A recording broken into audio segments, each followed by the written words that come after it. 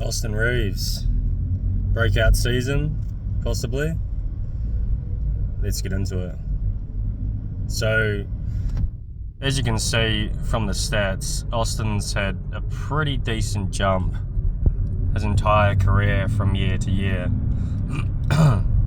As he sort of gained sort of responsibility and a bit more usage. And I think this year is going to be quite crucial. This is the first year in his career that he's going to be a definite number 2 behind Luka. And with signing that new deal, there's going to be some pretty heavy expectations for him to perform. He was at such a discount last year that you could kind of pass it off when he had those bad games as, but he's only making this, he's on a cheap deal, he's still outperforming that. But this year, it's going to be very hard for him to outperform that contract. I think he can meet the contract in terms of sort of where the value is, the market value is. But I'm hoping for a decent jump.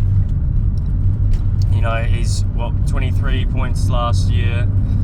I'm hoping he can sort of hit that 26, 27 range, but stay efficient as well. That's my goal for him. Leading that second unit, they're going to stagger him and Luka's minutes quite a lot.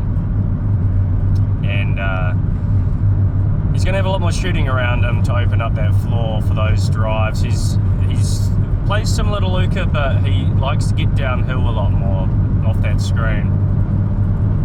And he's going to have Kessler down there as well for a good lob opportunity.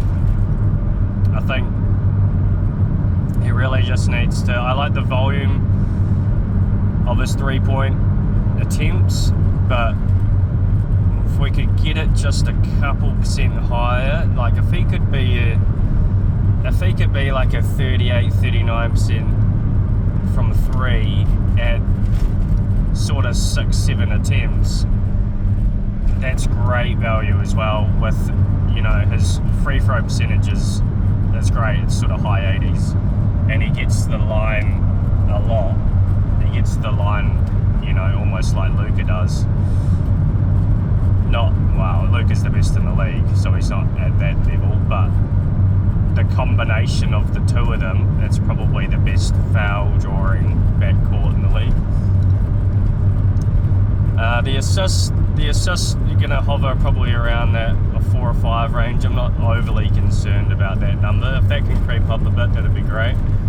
But it's more about the efficiency. The 3-ball, I think, is massive because it opens up the rest of his driving game.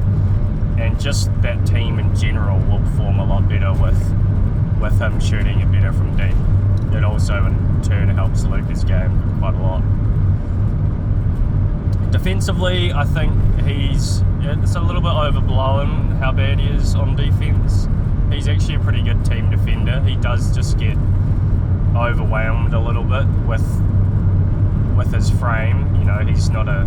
He's 6'5", but he's not an overly solid 6'5".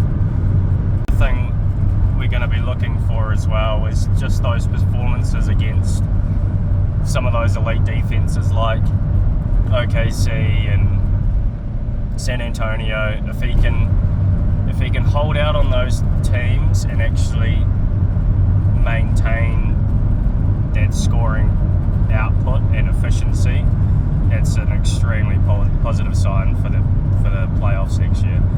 He started playing pretty well in that last OKC series without Luka. He had a bad start to the series, but he sort of started finding his footing a bit near the end there, which is that's a really good sign. And he has improved every year, like I was saying before.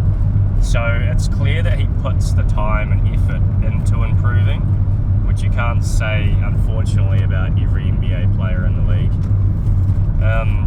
So I think it is. I think it can be, in a way, sort of a bit of a make or break season for him.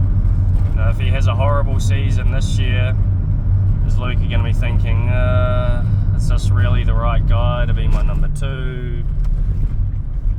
I know they've got a strong relationship, so I think he's probably got a bit more leverage there than somebody else. But yeah, so Austin, get in the gym, mate, and prove everyone wrong.